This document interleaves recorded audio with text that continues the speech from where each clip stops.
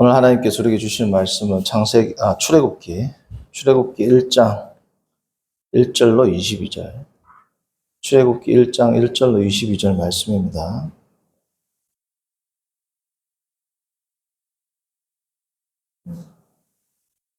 출애굽기 1장 1절로 22절 말씀.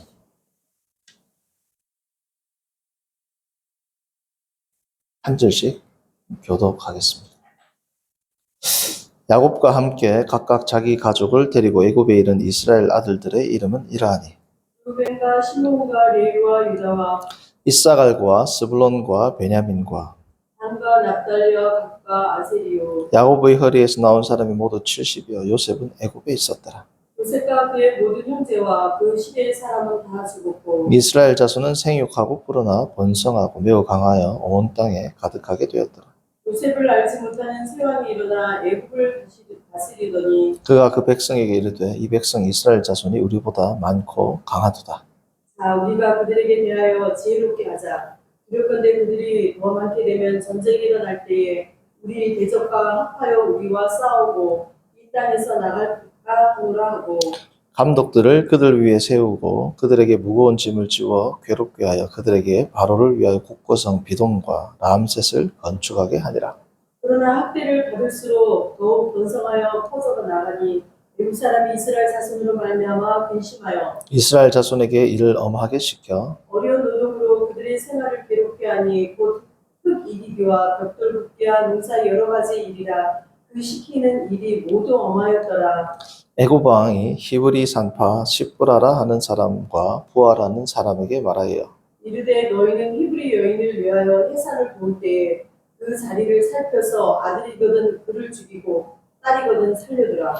그러나 산파들이 하나님을 두려워하여 애굽 왕의 명령을 어기고 남자 아기들을 살린지라. 애굽 왕이 산파를 불러 그들에게 이르되 너희가 어찌하여 이같이 남자 아기들을 살렸느냐. 산파가 바로에게 대답하되 히브리 여인은 애굽 여인과 같지 아니하고 건장하여 산파가 그들에게 이르기 전에 해산하였더이다 하며 하나님이 그 산파들에게 은혜를 베푸시니 그 백성은 번성하고 매우 강하여지니라. 그 산파들은 하나님을 경외하였으므로 하나님이 그들의 집안을 흥왕하게 하신지라. 그러므로 바로가 그의 모든 백성에게 명령하여 이르되 아들이 태어나거든 너희는 그를 나일강에 던지고 딸이거든 살려두라 하였더라. 아멘. 오늘 말씀의 제목은 하나님의 자녀가 누리는 복입니다. 하나님의 자녀가 누리는 복. 혹은 하나님의 자녀됨의 복. 하나님의 자녀됨의 복. 하나님의 자녀가 누리는 복. 이렇게 말씀의 제목을 정했습니다. 오늘은 맥주 감사 주일이죠. 맥주 감사 주일로서 특별히 하나님께 감사의 제목을 올려드리는 주일인데 오늘은 제가 이 출애굽기에서 하나님의 자녀로서 우리가 누리는 복에 대해서 하나님께 감사하자라는 그러한 의미로 오늘 이 말씀의 제목을 정했습니다. 출애굽기 지금 이제 창세기를 거의 한 1년 우리가 했어요. 1년 정도 되니까 출애굽기로 넘어왔는데 출애굽기라는 말은 히브리 성경에서 나온 제목이 아니라 70연역에서 나온 제목입니다. 70연. 왜냐하면 히브리어로 된 창세기부터 말라기 히브리 성경의 순서를 따르자면 창세기부터 역대기까지의 모든 제목들은 히브리어 첫 자를 제목으로 땄거든요. 그런데 70인역은 이 히브리어를 헬라어로 번역하면서 성경 전체의 내용을 담을 수 있는 것을 이제 제목으로 땄습니다. 그래서 70인역에서는 제목이 뭐냐? 우리가 지금 보는 것처럼 출애굽기, 영어 성경으로는 엑소더스, 그렇죠? 헬라어 성경으로는 똑같습니다. 엑소더스. 엑소더스는 무슨 뜻이냐? 여자적으로는 호도스 하면 길입니다. 길. 엑스 하면 어디로부터. 그러니까 엑스호도스. 붙어서 엑소더스 하면 어디로부터 떠난다가 되겠죠. 어디로부터 떠나서 머나먼 여정을 여행한다라는 의미를 가지고 있습니다. 그래서 출애굽기라는 말의 역사적 의미는 departure from, 어디로부터 떠나다, going out, 어디로부터 나가다, 그러한 의미가 됩니다. 자, 우리가 모세가 쓴 성경이 5권이죠. 이것을 우리가 모세오경이라고 하지 않습니까? 모세가 쓴 5권의 책 가운데 사실 본론은 뭐냐면 모세가 쓴 5권의 성경 가운데 실제적인 본론에 해당하는 부분은 어디부터냐? 사실은 출애굽기부터가 본론이라고 보시면 돼요.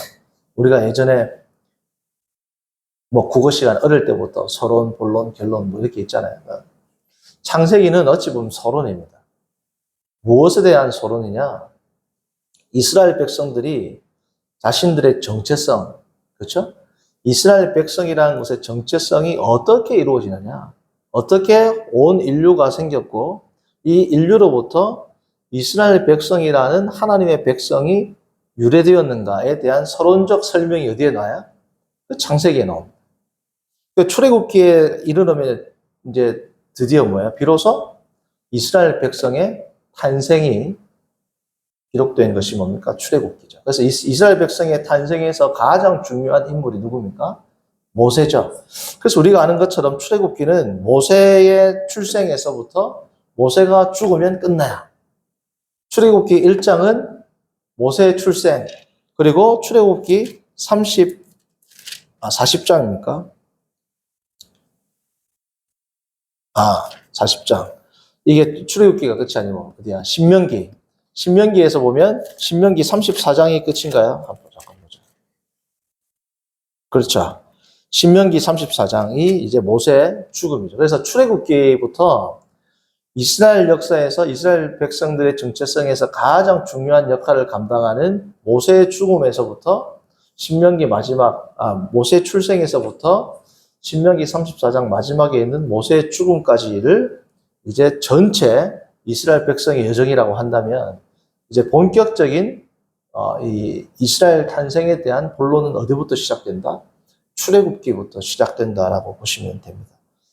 자, 그래서 창세기는 천지의 시작에서부터 이스라엘 백성의 조상이라고 할 수 있는 족장은 누굽니까? 아브라함, 이삭, 야곱. 그렇죠? 이 족장의 모든 은혜를 성취한 인물이 누굽니까? 요셉이죠. 요셉을 끝으로 천지의 시작에서부터 족장사가 끝납니다. 그렇죠?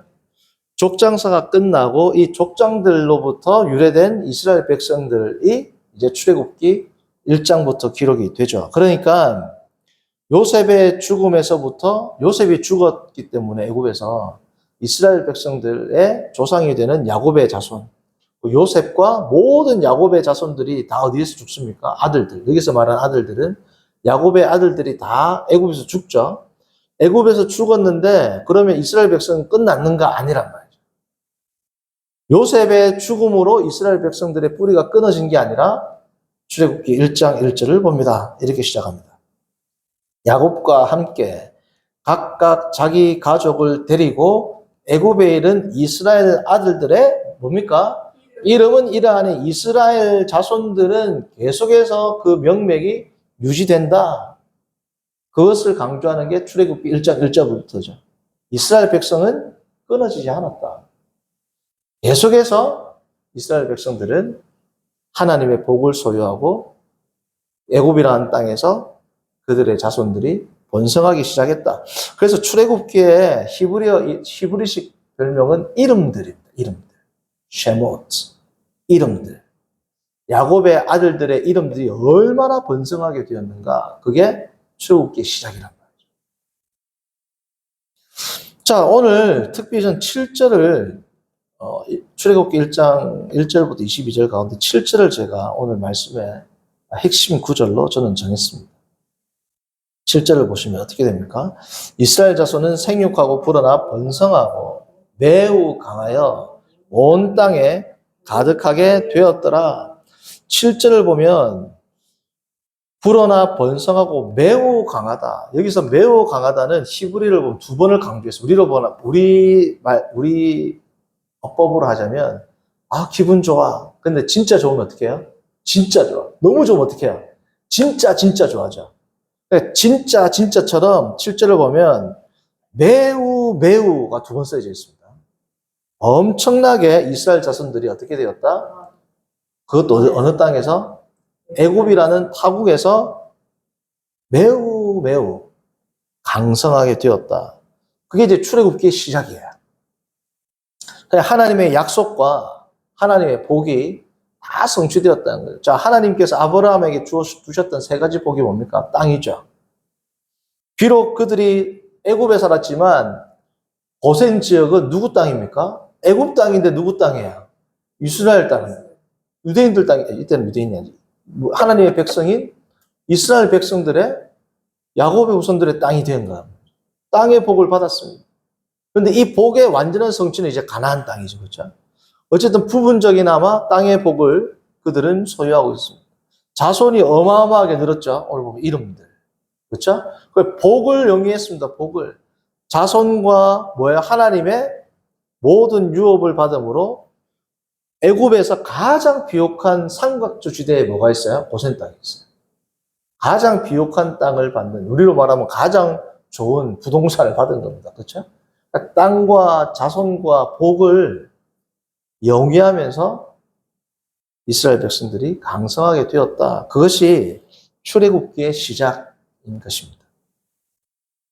자, 그런데 우리가 성경적인 입장에서 성경을 볼 때는 우리가 지금 제가 설명드린 바와 같이 이스라엘 백성들이 복을 많이 누리고 있죠. 자, 그런데 출애굽기 1장으로 우리가 들어가 보자고요. 지금으로부터 한 3,400년 전으로 들어가자면 지금 이스라엘 백성들이 딱 태어났어요. 이스라엘 백성들은 자기들이 하나님의 약속과 복을 충만히 받은 백성이라고 생각을 할까요? 우리는 지금 성경을 읽고 전 계시사적 관점에서 출애굽기를 접하니까 참 복받았다고 생각하지만 당시에 지금 이게 출애굽기가 15세기, BC 15세기에 출애굽을 했다라는 설이 있고 그리고 BC 13세기 설이 있습니다. 뭐 어쨌든 간에 전통적으로는 15세기설을 지지하고 또 이제 고고학적인 발굴과 뭐 이런 것들을 보면 13세기설을 지지하고 둘 다가 뭐 다 설득력이 있는데 어찌되었든 간에 이 고대 전통적인 의견을 따르자면 거의 한 2400년, 3400년 전. 그렇죠? 약 3400년 전 혹은 3200년 전에 지금 애굽에서 이스라엘 백성들이 태어났어요. 태어났는데 자 보세요. 딱 태어나 보니까 그들은 이스라엘에서 예를 들면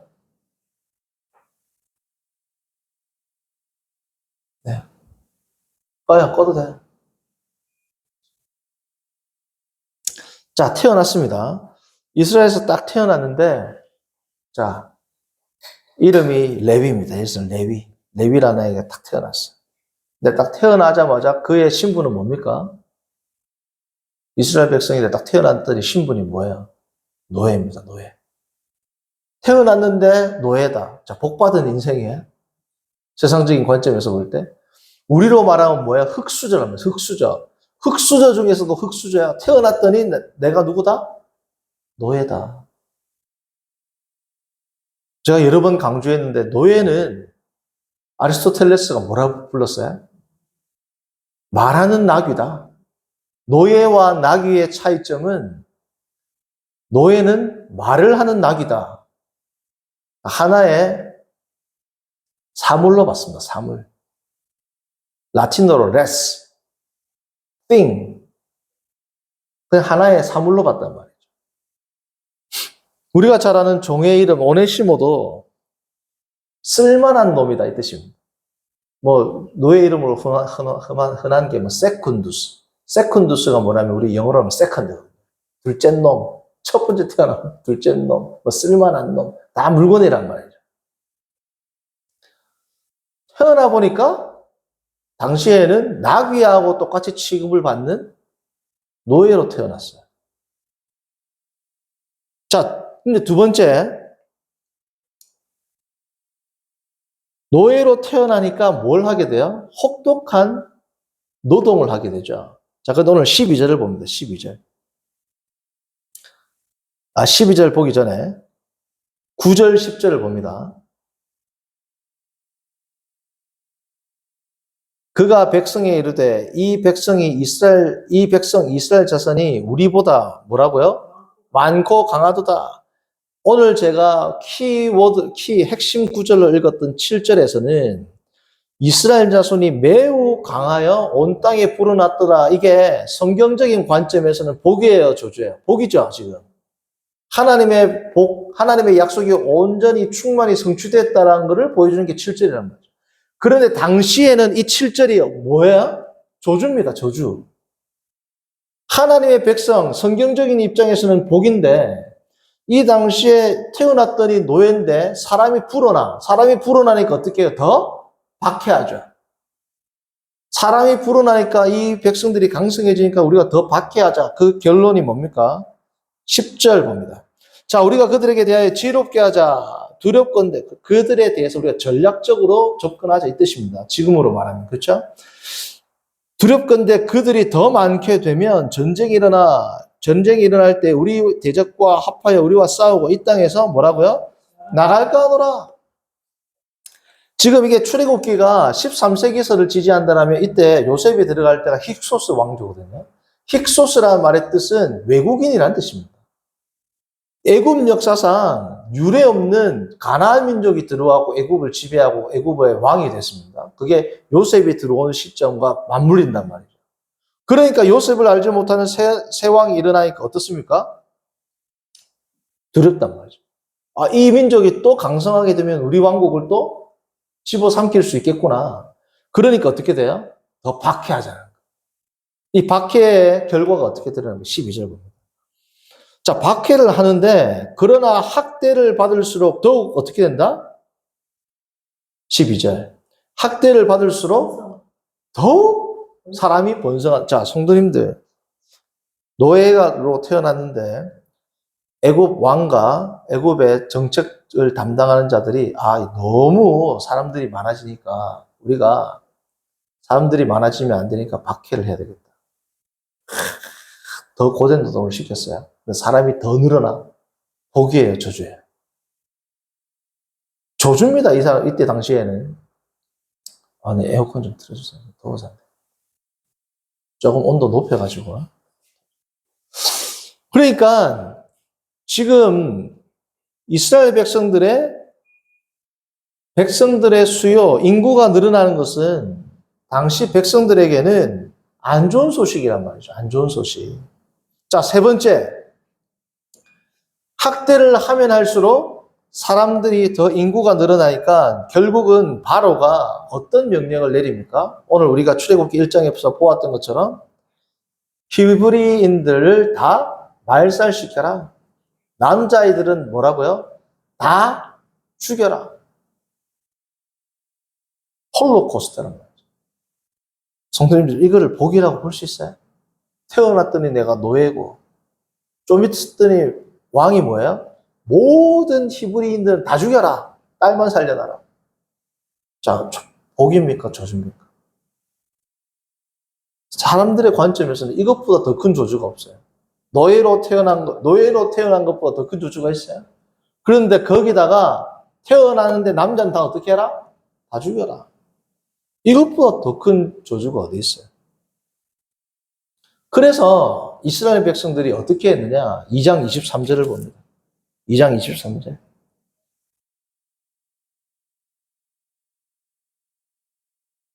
여러 해 후에 애굽 왕은 죽었고 이스라엘 자손은 고된 노동으로 말미암아 탄식하여 뭐라고요? 얼마나 괴로웠으면 탄식하여 부르짖는 소리가 하나님께 상달되었더라. 이게 당시의 이스라엘 백성들의 실상이란 말이죠. 자, 그런데 출애굽기 1장에는 이러한 이스라엘 백성들의 삶이 저주다 복이다? 복이라는 겁니다. 이게 뭐예요? 성경적인 관점, 하나님의 눈, 하나님의 관점과 세상의 관점이 이렇게 다르다는 거예요. 하나님의 눈에 볼 때에는 거룩하고 복된 성도가 세상에서 볼 때에는 이것보다도 더 초라한 인생이 없단 말이에요. 그래서 하나님의 관점과 세상의 관점은 이렇게도 다릅니다. 그런데 우리가 세상의 관점을 따라가는 자들은 그리스도인이라고 부르지 않죠. 하나님의 생각을 따르는 자들, 그리스도의 발자취를 따르는 자들을 부르는 명칭이 뭡니까? 그리스도인입니다. 크리스티아노이. 이 그리스도인이란 말이죠. 자, 그런데 오늘 출애굽기 1장 7절의 말씀을 조금 더 우리가 자세히 면밀히 살펴보면 출애굽기 1장 7절에 저자가 누구예요? 모세죠.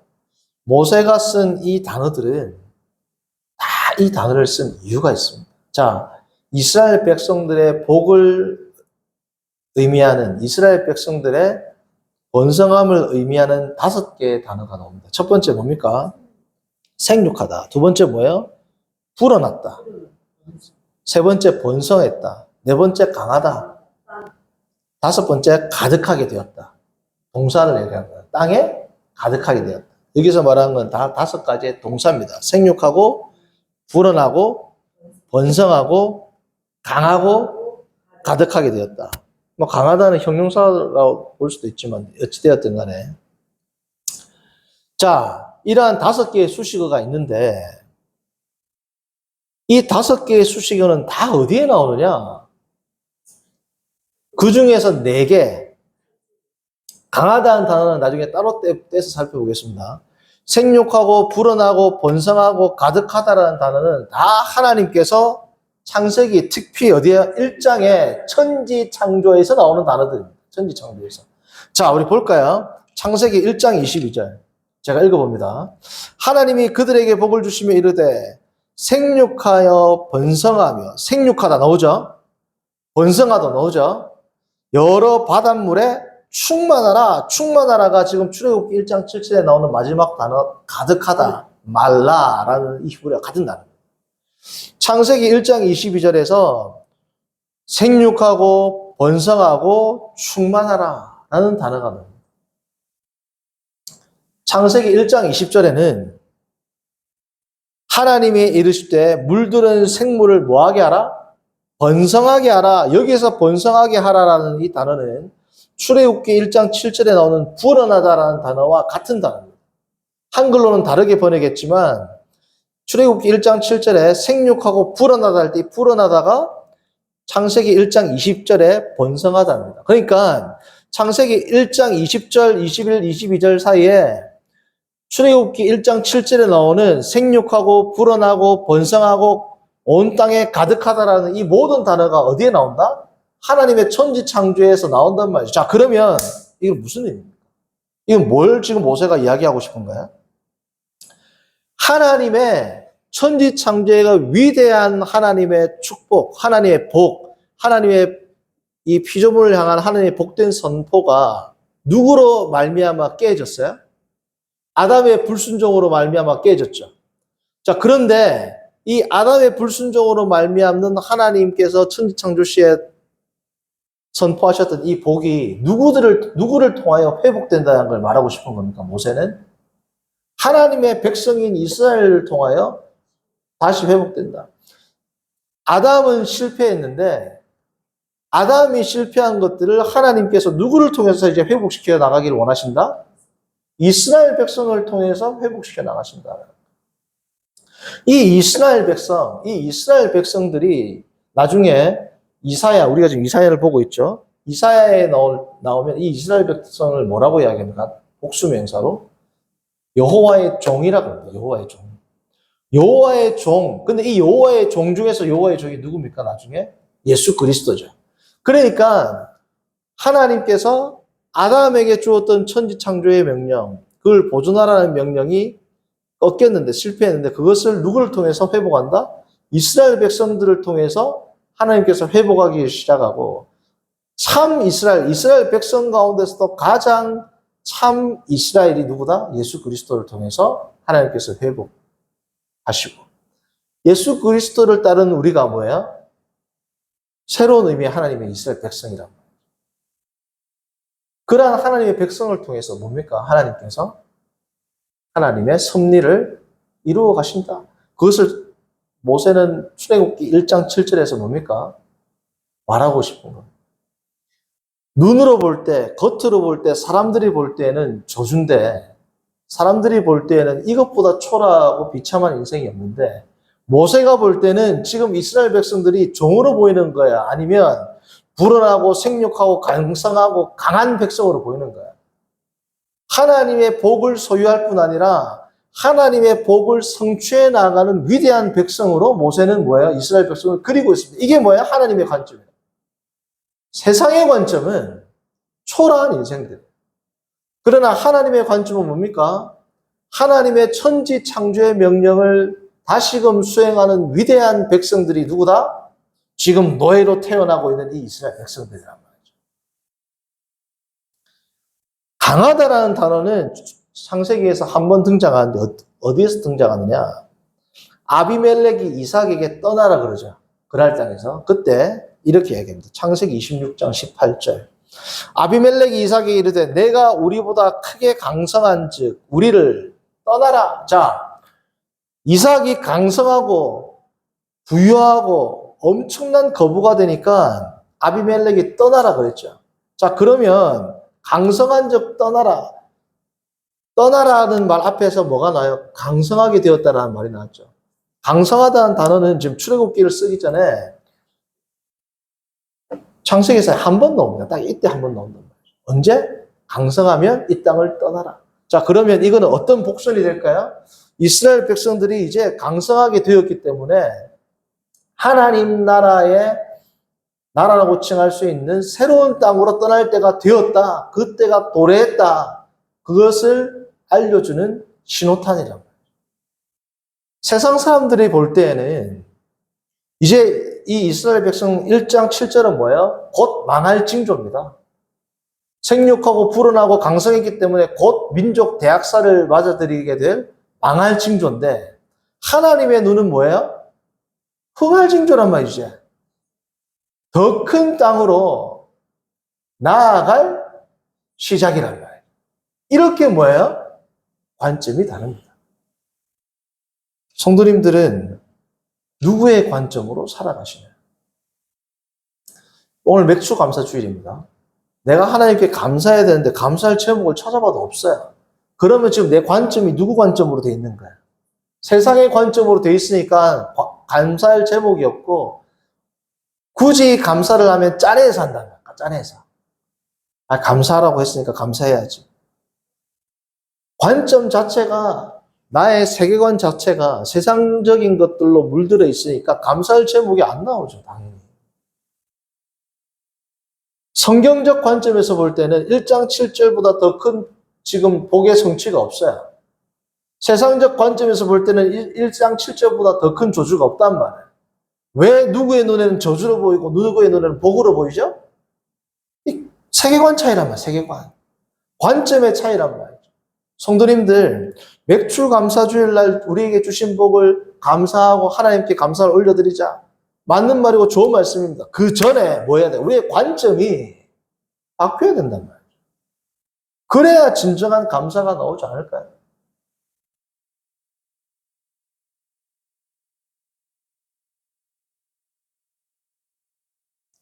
신명기 7장 7절을 보면 모세가 이스라엘 출애굽한 제2세대들에게 모압 광야에서부터 모세가 설교하는 내용이 신명기죠.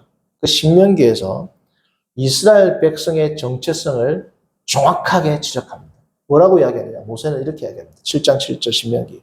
여호와께서 너희를 기뻐하시고 너희를 택하심은 너희가 다른 민족보다 수요가 많기 때문이 아니라 다른 말로 하면 너희가 세상적으로 볼 때 크고 가치 있고 잘 나가던 사람들이었기 때문에 하나님 백성으로 만든 게 아니라는 거예요.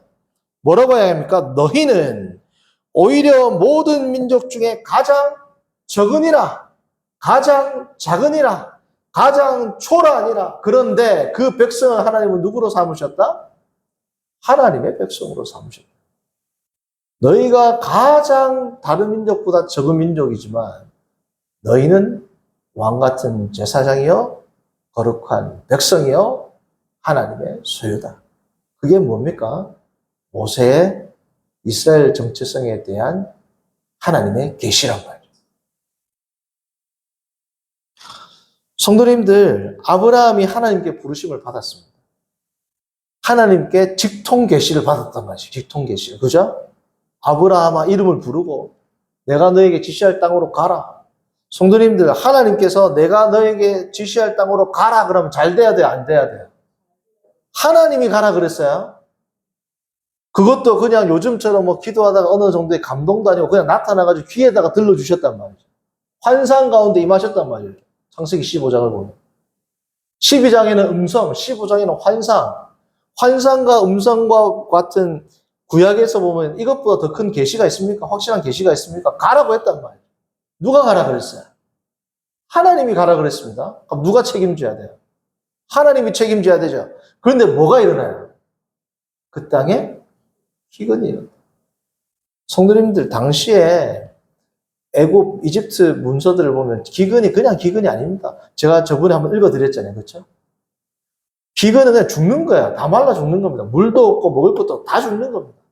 하나님께서 내가 너에게 지시할 땅으로 가라 그랬는데 하나님 뭐 하는 거야? 죽인단 말이죠. 그게 뭡니까? 하나님께서 하나님의 백성을 인도해 나가시는 섭리입니다. 죽을 것 같은데 죽으셨어요? 안 죽이셨어요? 안 죽이셨단 말이에요. 만약 죽인다 할지라도 그건 뭡니까? 순교입니다. 순교. 하나님의 말씀을 듣고 순종해서 갔는데 죽었다. 그것보다 이 생에서 더 큰 영광이 있을까요? 예수 그리스도를 따랐던 모든 사도는 뭐예요? 예수님이 가라는데 다 갔어요. 12명의 사도들이. 사도 바울까지 포함해서. 예수님이 가라고, 성령이 가라고 하는데 다 가갖고 뭐 한 겁니까? 다 죽었단 말이에요. 그게 세상 사람들의 눈에 볼 때는 그것보다 어리석은 게 있어요, 없어요? 하나님 믿는다고 해가지고 따라갔더니 죽었네? 목이 베었네? 그것보다 비참한 게 어디 있어요? 그러나 하나님이 볼 때는 뭡니까? 이것보다 더 큰 복이 없단 말이죠. 성도님들, 내가 하나님을 잘 믿고 예수님을 잘 믿어서 내가 힘든 나중에는 풀리겠지. 그 생각도 하지 마세요. 내가 이 땅에서 하나님의 말씀대로 살다가 지금은 힘들지만 나중에 풀리겠지. 이 생각도 하지 마시라고.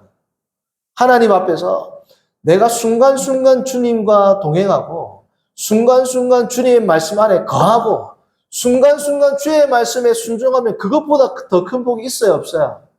없습니다. 그런데 이게 복으로 안 보이는 내 생각이 문제란 말이에요.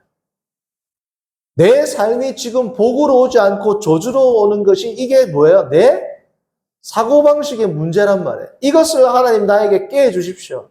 이것을 극복하게 해 주십시오. 이러한 세상적인 가치관을 깨뜨리게 해 주십시오라고 기도하고 나 자신을 뭐예요? 돌아보는 계기로 맥주감사절을 맞이하시기를 바랍니다. 물론 하나님께서 나중에 세상 이 삶 가운데서도 풀어주실 수 있겠죠. 그런데 그것은 뭐예요? 하나님의 영역입니다. 하나님은 누구에게는 아벨처럼 쓰셔서 영광을 받으시기도 합니다. 누구는 홍해를 건너는 것처럼 화려한 기적을 통해서 영광을 받으시기도 해요. 아벨로 쓰느냐? 홍해를 가르는 기적과 같은 기적적인 삶을 통해서 하나님이 영광을 받으시냐? 그것은 전적으로 토기장이가 되신 하나님의 주권입니다. 하나님, 나는 화려한 삶으로 주님께 영광 돌리게 해주십시오. 하나님, 나는 아벨처럼 영광 돌리게 해주십시오. 우리가 선택하는 게 아니죠. 우리는 매 순간 주의 말씀에 순종하고 성령 말씀에 순종하고 계시로 주어진 성경 말씀대로 살아가는 것, 그게 뭡니까? 그게 우리에게 주어진 성도가 누리는 복입니다. 고린도서 6장 8절 후반절부터 10절까지 이 말씀을 읽어드리고 오늘 말씀을 제가 마치겠습니다.